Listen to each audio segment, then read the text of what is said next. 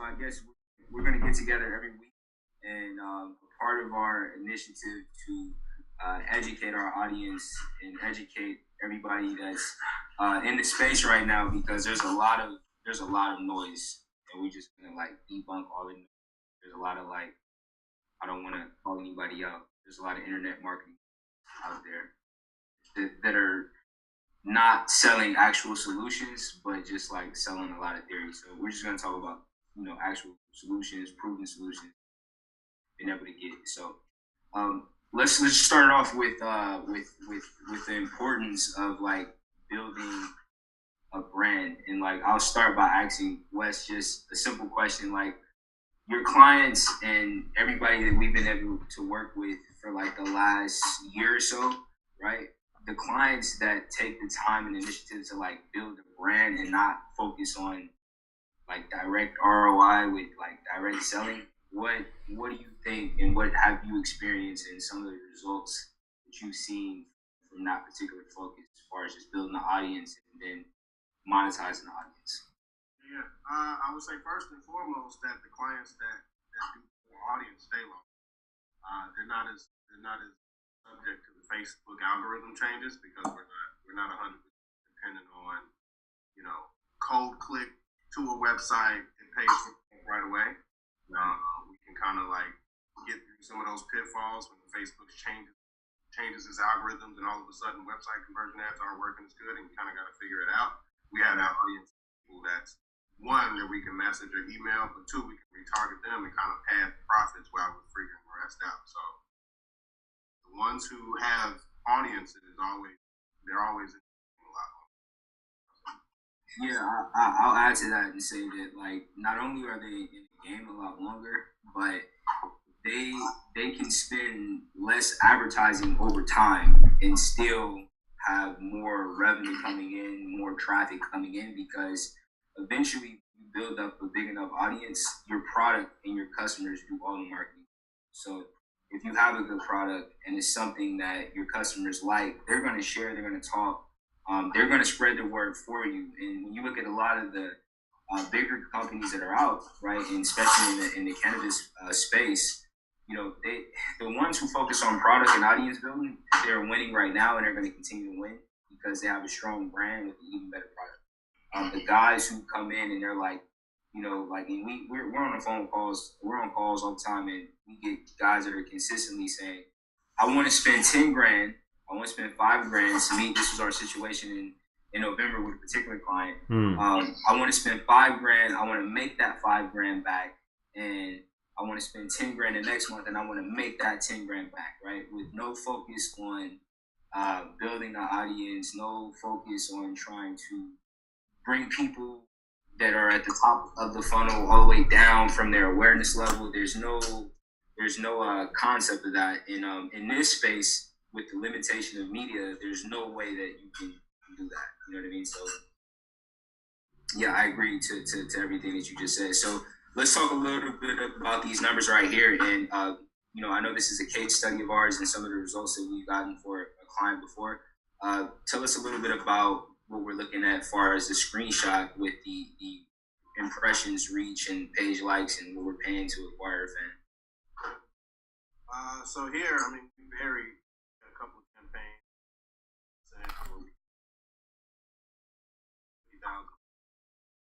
Two, one.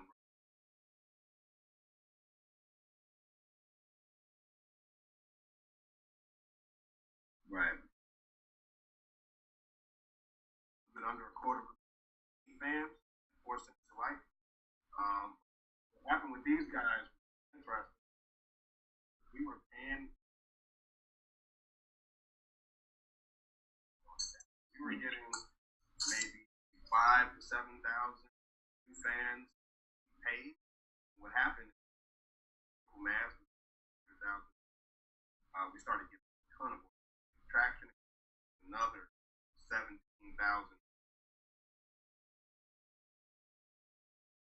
viral. End up having right now on this page, we're sitting at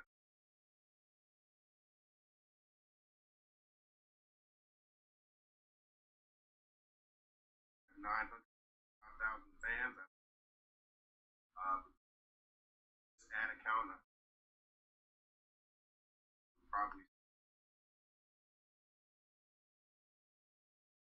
$10,000 or maybe 500,000 paid.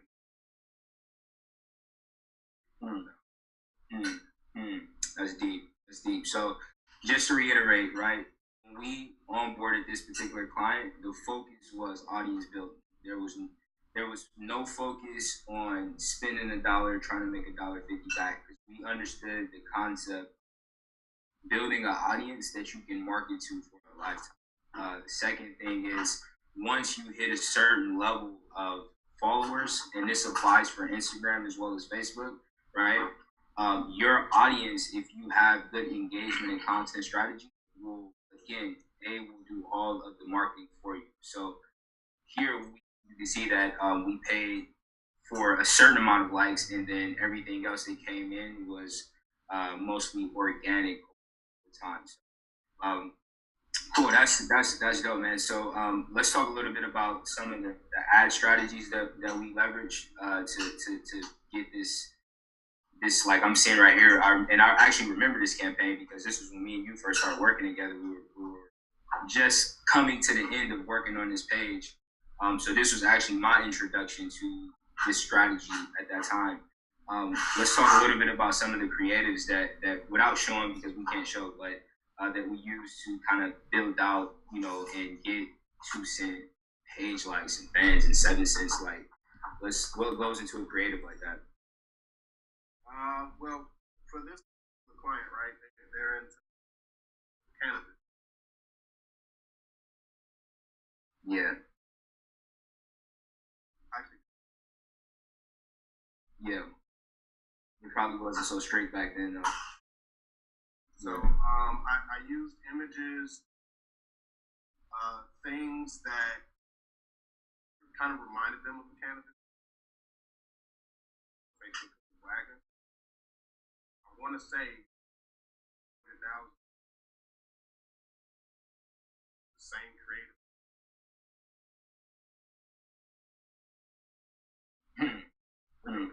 Pot, mint, Yeah, that took off. When you're targeting, like trying to build up an audience, what does that look like? As far as who you're going after, do you base it off like existing data from a customer list or lookalike, or what exactly goes into that part?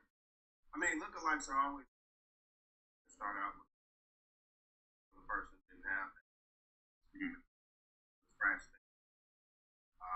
We targeted the topic that push their community around. So, like in this case, the cannabis play. So I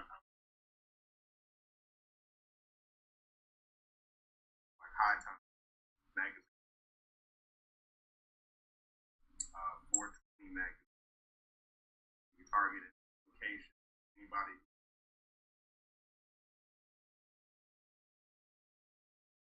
Location. We got away. Keywords. This might have been the target. Flag it. The ad was compliant, so I guess we care. It's up as an. We try to be as possible. Success off it.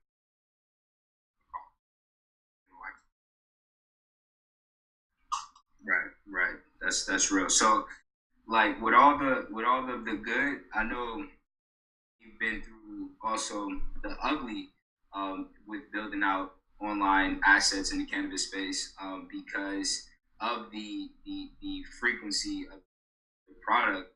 There's a lot of, like you said, sometimes we get away with shit, and then other times, we get hit up. So I know that we have actually gotten this particular asset that we're showing you flagged before, right? So let's talk a little bit about, us being flagged, I think more than once actually, and then the process that we had to go through to like getting the page back, and how we, pivoted to avoid from getting flagged again. So there was two things. We got flagged one way where we weren't allowed to run any page-like campaign for a little while. They didn't. The page was okay, but we weren't allowed to even run page-like ads.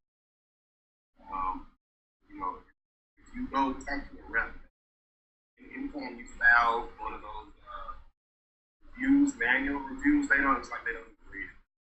So it's really hard for them. Facebook.com/business/resources. A place on there where you can chat, talk to a live rep, and kind of explain your case, and they'll help you kind of figure out what the problem is. So in this case, we were using a cannabis leaf as the profile picture. That's probably what it was. Yeah. So our ad was compliant, but the profile pic was the marijuana leaf, cannabis leaf. And they started saying that in general our page was about drugs, so they weren't approving any of our ads. So we switched the focus of the page about the topic to about the influencer behind the topic, and boom, page likes. Right. Second time, they actually did take the entire page. It really wasn't anything we did wrong. It was actually like a security breach. It was like when you get big pages like this, you get a lot of messages from random people too. Yeah, absolutely. One of the guys that owns the page clicked on one of the links. One thing, like within 24 hours, the entire page. Wow. Yeah. They called me crying. I'm like, okay, let me talk to my rep. I'll figure it out. I did the same thing. I went .com/business/resources. Around 48 hours.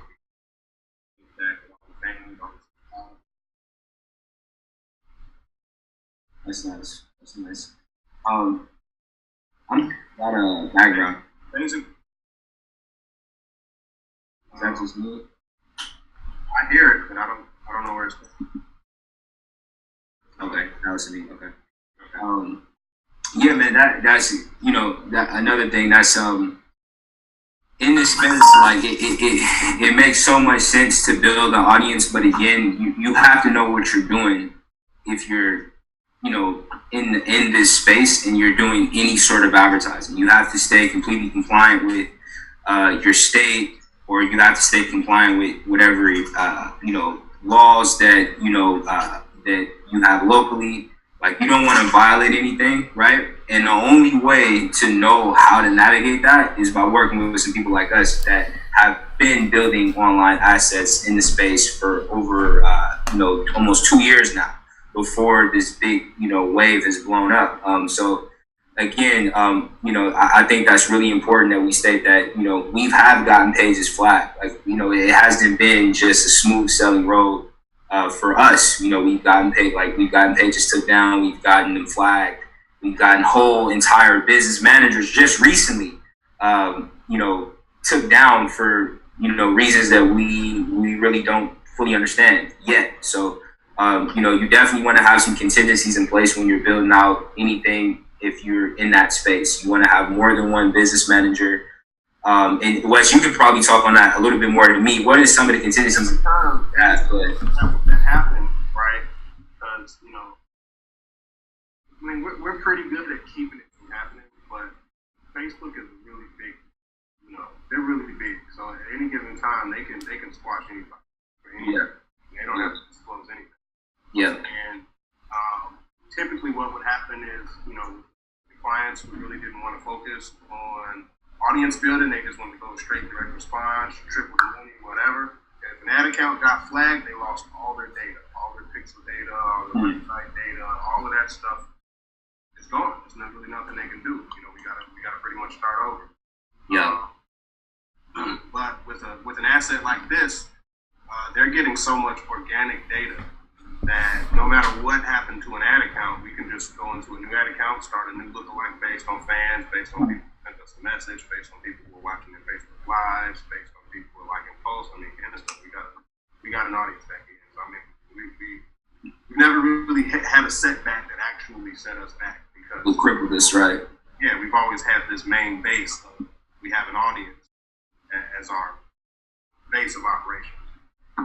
Nice, nice. Yeah, I agree with that. So again, just to recap, you want to know what you're doing. You want to be able to navigate without picking up, because like if you were a situation, or if you were just starting out and you spent $9,000 on all your fans, and then one day you woke up and your entire account got blocked or got hacked, you pretty much, you have to start over again. So you definitely want those contingencies in place. So let's talk a little bit about the messenger list, and how we've been able to organically build this list, and started to focus on monetizing this list, kind of late or summertime last year. And, let's just talk a little bit about some of the organic growth and the monetization strategies. And we don't have to go into detail, but let's just show them a little bit about, the weekly growth once you build up a following of engaged fans that want to know more. Yeah. So this is the last 7 days on this account, and organically we brought in 70,000, almost 71,000 new subscribers. Wow. 70,000 new subscribers. So now, and our messages every day too. So we're always trying to get people that don't want to be on the list. Right, we're always unsubscribing. So even if you count the ones that unsubscribe, you still net 56,000. Right. Yeah. Now, granted, the guys in the CBD space that want to drive, clicks to your offer, and you're trying to figure this out, right? Again, it's a process. You have to be building a real brand. There's no way that you can be an affiliate and advertise on the network, right, with a cold traffic, trying to drive affiliate. First off, you're not gonna be profitable, because you're gonna pay so much money to even acquire the front end traffic. So you want to be building a brand that has a voice, that has an identity, and is something that sticks with people. And you want to have an asset that can back that brand like this, where, at any given time, we can send 20, 50,000 clicks to any one of our offers. At any given time, we can do any partnership with anybody who has a product that our audience has wanted. Now, I think our call's gonna end in about 10 minutes. So again, I think a good topic, or a good a follow up to this video, would be our ability to kind of segment out, the traffic and the people, and to put them in buckets, and how we've been able to acquire the list organically. But I think, what's really the valuable data in that process that we created is our ability to bucket people based off, engagement, and based off what they like, and then send really specific offers to the list. I don't think we should do that this video. I think we should make another video kind of going over that process. Yeah, I just wanted to add, Kwame. So this is a great slide right here. If you scroll down a little bit, scroll down. Yeah, so you see how it says net subscribers. I think just to reiterate this at home, it's that we're creating a data set here that you can literally, like Kwame was saying, tap into over and over again, right? So, in the CBD niche and the Canna niche, at some point your company may be acquired, right? So we are preparing you for, if that acquisition happened, then these are assets that would also increase the valuation of your company significantly, right? So we need to also think about, as a cannabis company, beyond, and we're breaking down the details behind the marketing. Another thing that if you do have clients out there, or if you are someone that's building a cannabis brand, having a subscriber is much better than just having customers, right? And we get into that in another video, but just to kind of show you, this is what we're building right here, is that asset. So you know how important that might be. Exactly.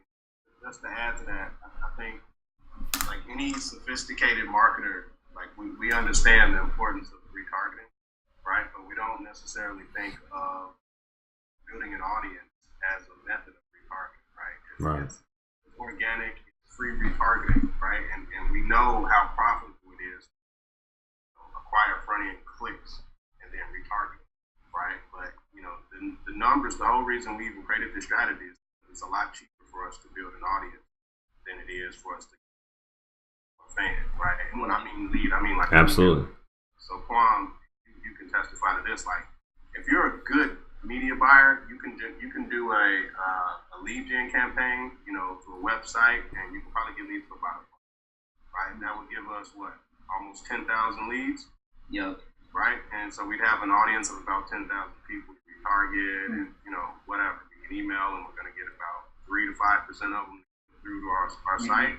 Yep. Whereas this strategy, I want to say, we got 250,000 fans right here. I would say at this point we were probably reaching 1 million people. Yeah, we got a warm audience off of 10 grand in the million. You can't beat that. And to add to that, if let's just say a good media buyer, right, was able to acquire a subscriber for $1, right? Okay, well then if you can, look at the amount of subscribers that we have, so that's over $250,000 worth of subscribers that we paid probably $20,000 to $30,000 for total. So again, I think the strategy is superior. It works if you understand it. But it's not for anybody who wants to put $1 in and get $1.50 out. This is for somebody who's willing to put $50,000 in and get $1 million out at the end of the day. It takes money to make money. That's just the reality of the game, and that's how it's going to evolve over time. All of the smaller IM guys are going to get pushed out because prices for impressions. Do this, and they can't. Yeah, they're keeping up. Yeah, definitely.